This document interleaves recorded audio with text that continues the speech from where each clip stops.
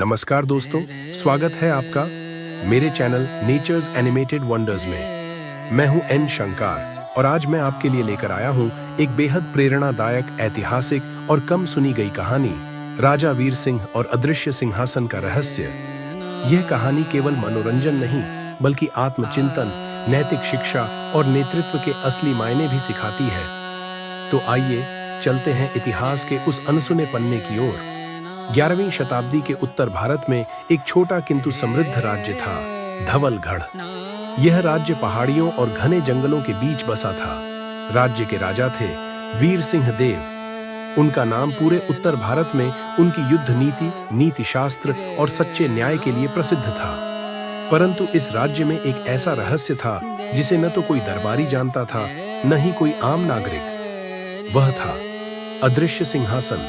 कहा जाता था कि राजा वीर सिंह जब भी किसी जटिल निर्णय पर पहुंचते हैं तो वह अपने महल के एक विशेष कक्ष में जाकर किसी अदृश्य शक्ति से सलाह लेते हैं। वहां से लौटने के बाद जो भी फैसला होता वह हमेशा न्याय संगत और भविष्यदर्शी होता। लोगों में अफवाह थी कि महल के उस कक्ष में एक चमत्कारी सिंहासन है जो केवल सत्य, न्याय और तपस्या से अर्जित किया गया है। कुछ कहते वह राजा विक्रमादित्य का खोया हुआ सिंहासन है। कुछ कहते वह सिंहासन किसी सिद्ध योगी का वरदान है। राजा वीर सिंह ने कभी इसकी पुष्टि नहीं की, न ही इनकार किया। एक दिन दूरस्थ आश्रम से आर्यन नामक एक नवयुवक छात्र धवलगढ़ आया। उसका उद्देश्य था नीति, प्रशासन और आत्मज्ञान सीखना। उसने राजा वीर सिंह की प्रशंसा बहुत सुनी थी। आर्यन ने धीरे धीरे महल के विद्वानों से मित्रता की और अदृश्य सिंहासन की कहानियां सुनी। उसे लगा कि यह कोई कपोल कल्पना नहीं, बल्कि किसी गूढ़ सत्य की ओर इशारा है। आर्यन ने निश्चय किया कि वह इस रहस्य से पर्दा उठाएगा, लेकिन सीधे राजा से पूछना अनुचित होता। एक रात वह महल की पुरानी लाइब्रेरी में पढ़ाई कर रहा था। अचानक एक पुरानी पुस्तक उसके हाथ लगी, धवल धर्म रहस्य। इसमें लिखा था, जिसने स्वयं को जीत लिया हो वही अदृश्य सिंहासन देख सकता है। वह सिंहासन लोभ, मोह और घृणा से ढका रहता है। आर्यन को समझ आ गया कि यह कोई भौतिक सिंहासन नहीं, बल्कि एक आध्यात्मिक अवस्था है। आर्यन ने निर्णय लिया, वह अपने जीवन को पूर्ण तप, सत्य, अध्ययन और सेवा में समर्पित करेगा। वह रोज जनता की सहायता करता, ग्रंथ पढ़ता, निर्धनों को भोजन कराता और झूठ अहंकार से दूर रहता। राजा वीर सिंह ने इस युवक की गतिविधियों पर चुपचाप नजर रखनी शुरू की। एक दिन दरबार में एक विवादित मामला आया। दो भाई एक ही खेत पर अधिकार जता रहे थे। उनके पास कोई लिखित प्रमाण नहीं था। मामला भावनात्मक भी था। राजा ने आर्यन को बुलाया और कहा, यदि तुम इस निर्णय को सही न्याय के साथ सुलझा सको तो मैं तुम्हें उस कक्ष में ले जाऊंगा जहां तुम अदृश्य सिंहासन के रहस्य को देख सकोगे। आर्यन ने दोनों भाइयों से बात की, गांव में लोगों से पूछताछ की और फिर फैसला सुनाया। यह खेत उस भाई का है जो वृद्ध माता पिता की देखभाल करता है, क्योंकि भूमि केवल अनाज नहीं, उत्तरदायित्व भी उपजाती है। राजा मुस्कुराए। यह वही उत्तर था जो वह स्वयं देना चाहते थे। उन्होंने आर्यन से कहा, तुम अब तैयार हो, आओ मैं तुम्हें ले चलता हूँ वहां जहां कोई नहीं गया। राजा वीर सिंह ने उसे महल के भीतर एक गुप्त द्वार से एक कक्ष में प्रवेश कराया।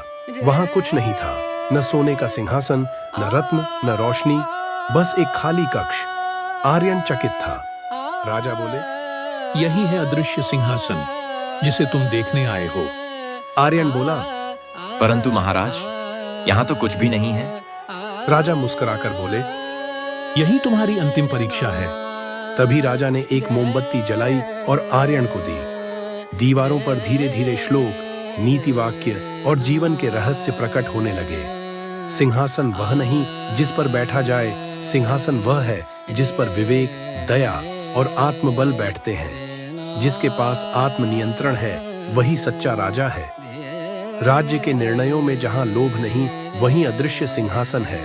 आर्यन की आंखें खुल गईं। वह समझ गया कि यह सिंहासन केवल आत्मज्ञानी, न्यायप्रिय और विनम्र हृदय वालों के लिए ही दृश्य होता है।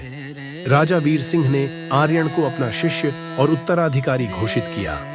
आर्यन ने वर्षों तक राज्य की नीति और न्याय प्रणाली को और भी प्रभावशाली बनाया। उसने हर शनिवार को एक नैतिक सभा शुरू की।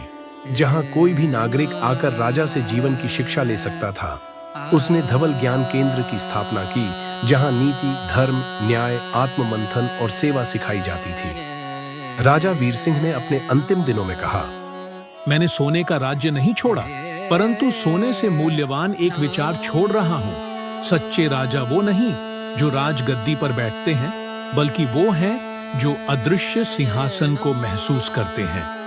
आर्यन ने इस विचार को जन जन तक पहुंचाया। आज भी कुछ गुप्त ग्रंथों में अदृश्य सिंहासन के दर्शन की विधियां लिखी हुई मिलती हैं, पर केवल वही उन्हें पढ़ पाते हैं जिनके हृदय में तप, त्याग और सत्य की ज्वाला होती है। कहानी से सीख, राजा वही जो आत्ममंथन करे, न कि शक्ति के मद में डूबे। सच्चा ज्ञान केवल पुस्तकों में नहीं, अनुभव और सेवा में भी मिलता है। हर इंसान के भीतर एक अदृश्य सिंहासन है। उसे देखने के लिए जरूरी है आत्मनियंत्रण और विनम्रता।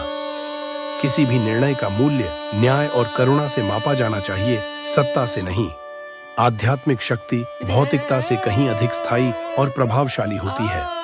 तो दोस्तों, यह थी कहानी राजा वीर सिंह और अदृश्य सिंहासन की। एक ऐसी गाथा जो बताती है कि सच्चा राजा वह नहीं जो गद्दी पर बैठे, बल्कि वह है जो आत्मा के सिंहासन पर आरूढ़ हो। अगर आपको यह प्रेरणादायक और ऐतिहासिक कथा पसंद आई हो तो वीडियो को लाइक, शेयर और सब्सक्राइब जरूर करें। ऐसे ही और रोचक, रहस्यमयी और शिक्षाप्रद ऐतिहासिक किस्सों के लिए जुड़े रहिए मेरे साथ। मैं हूं एन शंकर और आप देख रहे हैं नेचर्स एनिमेटेड वंडर्स। फिर मिलेंगे एक नई कहानी के साथ। धन्यवाद। कृपया ऐसे ही वीडियोस पाने के लिए मेरे इस चैनल को लाइक, शेयर और सब्सक्राइब करें।